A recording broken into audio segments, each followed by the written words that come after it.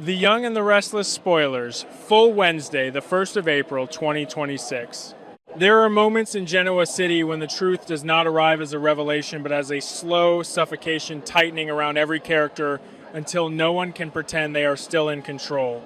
This is one of those moments when the consequences of deception begin to ripple outward in ways no one anticipated, when choices made in the name of strategy start to reveal their emotional costs, and when even the strongest bonds begin to fracture under the weight of betrayal, fear, and regret. What unfolds now in The Young and the Restless is not simply fallout, it is reckoning. Lily Winters stands at the center of that reckoning, and for perhaps the first time in a long while, she can no longer hide behind justification. Kane Ashby's anger is not subtle, not measured, and certainly not forgiving. His condemnation cuts straight through whatever reasoning Lily once used to defend herself. Aligning with Victor Newman, even temporarily, even strategically, has placed her on the wrong side of something far more dangerous than she anticipated. And what makes this moment so devastating is that Lily is no longer arguing. She is listening. She is absorbing the reality that the people who love her most are no longer defending her. They are questioning her. That shift changes everything. Because Lily has always been able to rely on a certain level of understanding, a belief that even when she made difficult choices, those closest to her would eventually see the logic behind them. But this time, there is no logic strong enough to erase the fear she caused, the damage she contributed to, or the perception that she willingly crossed a line that should never have been crossed. The staged kidnapping may have been intended as a calculated move, but its emotional impact was real, and that reality is what Lily now has to face. When she turns to confront Nate Hastings and Devin Winters, the tension becomes almost unbearable. These are not strangers judging her. These are people who know her, who have stood by her, who have trusted her judgment, and now that trust is fractured. Nate's disappointment carries a quiet intensity, a sense that he expected more, that he believed Lily would not allow herself to be pulled into something so morally compromised. Devin's reaction is sharper, more openly emotional, driven by the protective instinct that has always defined his relationship with his family. Lily tries to explain, to articulate the reasoning that led her to make the choices she did. She speaks of pressure, of necessity, of the belief that aligning with Victor, even temporarily, was the only way to control a situation that was already spiraling. And to some extent, her explanation is not without merit. In a world where power often dictates outcome, aligning with the strongest force can seem like the safest move. But the problem is not the logic. The problem is the cost. Devin does not hear strategy. He hears risk. He hears the possibility that his family could have been permanently damaged because of a decision Lily made without fully considering the emotional consequences. And that is where his anger finds its root. It is not just about what Lily did. It is about what could have happened. It is about the realization that the people he trusts are capable of making choices that put everything he values at risk. In my view, this is where the storyline becomes particularly effective because it does not allow Lily to escape accountability through explanation. It forces her to confront the gap between intention and impact, between what she believed she was doing and what actually resulted from her actions. And that confrontation is not clean. It is messy, painful, and unresolved. At the same time, another storm begins to build around Phyllis Summers, one that is fueled by a familiar but still volatile combination of ego, anger, and selective morality. Phyllis's outrage toward Lily is immediate and intense, but it is also deeply ironic. She condemns Lily's involvement in the kidnapping scheme as reckless, as unethical, as a step too far. And yet her own history is filled with decisions that have crossed similar, if not more extreme boundaries. This contradiction does not diminish Phyllis's anger, but it does complicate it. She is not wrong to be upset. The plan was dangerous and its consequences could have been catastrophic. But her position as a moral authority is weakened by her own past, by the fact that she has operated in gray areas for so long that drawing a clear line now feels almost disingenuous. And that tension adds depth to her confrontation with Lily because it turns what could have been a straightforward accusation into something far more layered. Phyllis is not just angry at Lily. She is angry at the situation, at the loss of control, at the way events are unfolding in ways she cannot fully manipulate. Her reaction is as much about her own frustration as it is about Lily's actions. And that makes her both compelling and unreliable, a character whose instincts are sharp, but whose perspective is often clouded by her own need to assert dominance. While these confrontations unfold, a quieter but equally disturbing storyline begins to emerge around Dominic Newman Abbott Winter's Chancellor. On the surface, everything appears normal. Dom seems stable, unaffected, moving forward without visible signs of distress. But beneath that surface, something is shifting. The nightmares, subtle at first, begin to increase in frequency and intensity, hinting at a trauma that has not been processed, only suppressed. What makes this development so unsettling is the contrast between appearance and reality. Devon and Abby want to believe that Dom is fine, that children are resilient, that time will smooth over what happened. But the signs are there, small but persistent, suggesting that the experience has left a mark that cannot be ignored. And when they receive concerning news about their son, the illusion of stability begins to crumble. The possibility that Dom is struggling internally forces Devon and Abby to confront a fear they have been avoiding. Trauma does not always present itself in obvious ways, and the absence of visible distress does not guarantee the absence of harm. This realization shifts their focus, pulling them away from external conflicts and forcing them to prioritize something far more immediate and personal. And yet, even in this moment, the emotional residue of everything else lingers. Devon's anger toward Lily, his frustration with the situation, his need to protect his family, all of it interacts with his concern for Dom. Abby, too, is caught between fear for her son and the emotional strain of everything that has happened. Their reactions are not isolated. They are influenced by the broader context, by the accumulation of stress and uncertainty that has been building over time. What ties all of these threads together is the sense that no one is operating from a place of stability. Every character is reacting, adjusting, trying to maintain control in a situation that is becoming increasingly unpredictable. Lily is trying to repair trust that may not be easily restored. Phyllis is trying to assert authority in a landscape that is shifting beneath her. Devon and Abby are trying to protect their son while navigating their own emotional responses. Nate is trying to reconcile his expectations with the reality in front of him.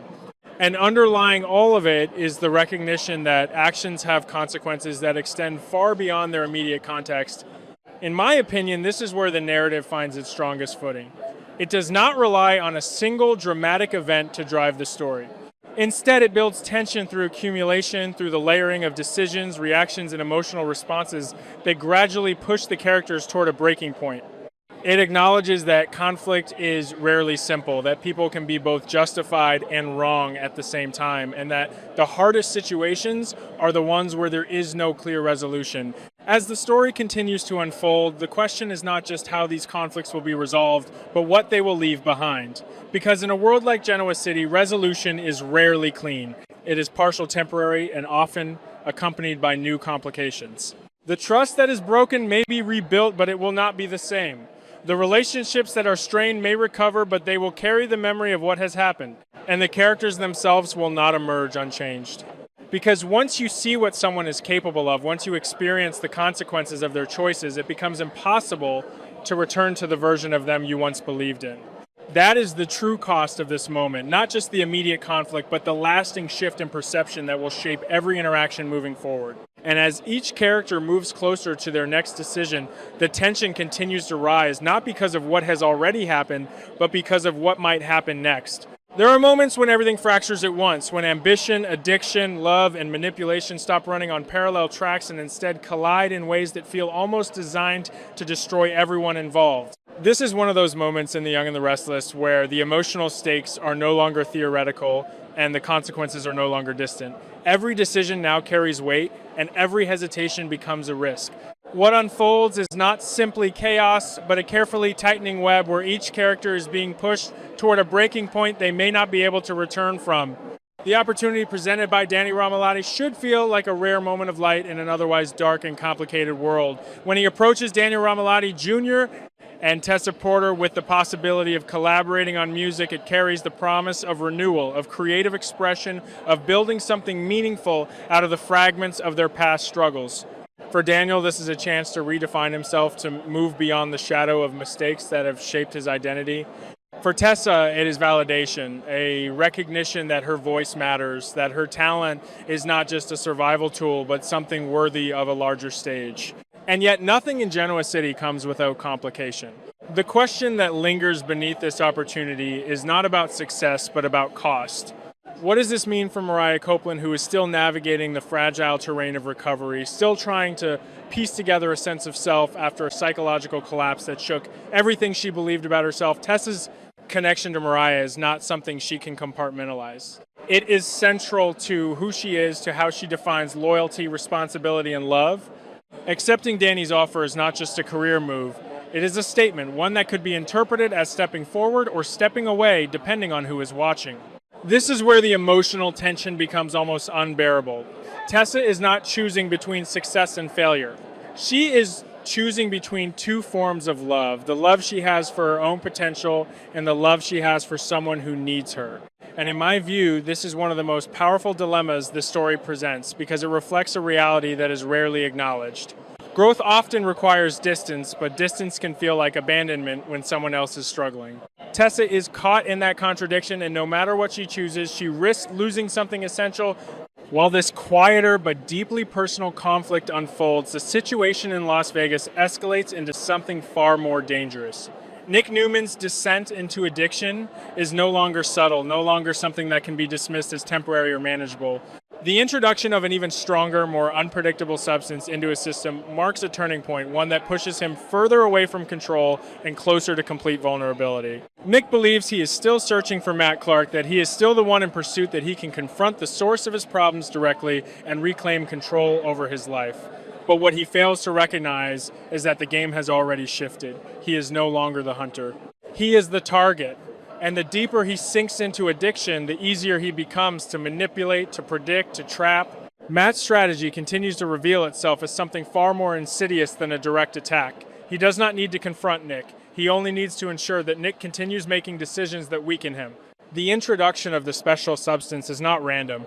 It is a calculated escalation, one that increases the likelihood of a mistake, of a misstep, of a moment where Nick loses the ability to distinguish between choice and compulsion. This is not just about addiction. It is about control, about turning Nick's own behavior into the weapon that will ultimately destroy him. At the same time, Adam Newman finds himself pulled deeper into this web, his own internal conflict growing more intense with each passing moment. His involvement with Riza Thompson is no longer just about gathering information. It is about maintaining a balance that is becoming increasingly difficult to sustain. Adam is trying to operate on multiple levels at once, presenting himself as someone who belongs in this world of risk and deception while secretly attempting to uncover the truth behind Matt's actions. But the longer he remains in that role, the more it begins to consume him. The spider persona, once a tool, now threatens to become a default state, a way of thinking and acting that prioritizes strategy over emotion, control over connection. Adam begins to question not just what is happening to Nick, but what is happening to himself. He sees the signs, recognizes the shift, and yet he cannot fully step away. Because stepping away would mean losing the access, the influence, the proximity to the answers he is seeking. And in that tension lies the danger. Adam is not just risking failure, he is risking transformation. His growing concern for Nick forces him into a position he did not anticipate. He can no longer treat this as a distant problem. He sees the deterioration, understands the implications, and begins to realize that time is running out. This is where his path intersects with Sienna Bacall, whose own observations have already begun to complicate the situation further. Sienna's reaction to seeing Noah Newman with Audra Charles is not just jealousy, it is something more layered, more calculated. She is not a passive observer, and she does not process what she sees without considering its potential implications. Noah's connection with Audra introduces a dynamic that Sienna cannot ignore, not just because of personal feelings, but because of what it represents. Audra is not a neutral presence. She carries influence, intention, and a history of operating within spaces where information is currency. The tension between Sienna and Audra is inevitable, and it is fueled not just by emotion, but by perception. Each sees the other as a potential threat, not just to personal relationships, but to the broader network of connections that define their positions within this world. And as that tension grows, it creates an environment where trust becomes even more fragile, where every interaction is scrutinized and where misunderstandings can quickly escalate into conflict. Adam's decision to potentially reveal the truth about Nick's condition to Sienna introduces a new layer of risk. If Sienna is connected to Matt, even indirectly, then sharing that information could accelerate the very outcome Adam is trying to prevent. But withholding it carries its own dangers because it limits his ability to act, to intervene, to change the trajectory of what is happening. This is where the story forces Adam into a difficult position, one that reflects the broader theme of the narrative, the impossibility of making a choice without consequence. Meanwhile, Noah finds himself caught in a situation that is rapidly becoming more complicated than he anticipated. His involvement with Audra, whatever its nature, is no longer contained within a private context. It is being observed, interpreted, and potentially used as leverage. Noah, who has often struggled to define his place within the Newman legacy, now faces a scenario where his personal decisions may have broader implications than he ever intended. What ties all of these threads together is the sense that every character is operating under pressure, making decisions that feel necessary in the moment but carry risks that extend far beyond their immediate context. Tessa must decide what kind of future she is willing to pursue. Nick must confront the reality of his own vulnerability, whether he is ready to or not. Adam must navigate a world that is reshaping him even as he tries to control it. Sienna and Audra must confront each other in a dynamic that refuses to remain stable. Noah must understand that his choices are no longer isolated. And Matt Clark remains at the center of it all, not as an active presence, but as an influence, a force that shapes events without needing to appear. His ability to manipulate circumstances rather than people directly is what makes him so dangerous. He does not need to act when others will act for him. He does not need to force outcomes when conditions will naturally lead to them. In my view, what makes this phase of the story particularly compelling is the way it explores the illusion of control. Every character believes they are making choices, that they are directing their own paths, that they are responding to situations in ways that reflect their intentions. But the reality is far more complex. Their choices are influenced by pressure, by emotion, by incomplete information, and by forces they do not fully understand. And as those influences continue to shape their actions, the distance between intention and outcome begins to widen. Because in the end, the most dangerous aspect of this unfolding chaos is not the obvious threats, not the visible conflicts, but the quiet moments where characters convince themselves that they still have time, that they can still fix what is breaking, that they are still in control. And when that belief finally collapses, it will not be a single event that defines the outcome. It will be the accumulation of every choice they made along the way.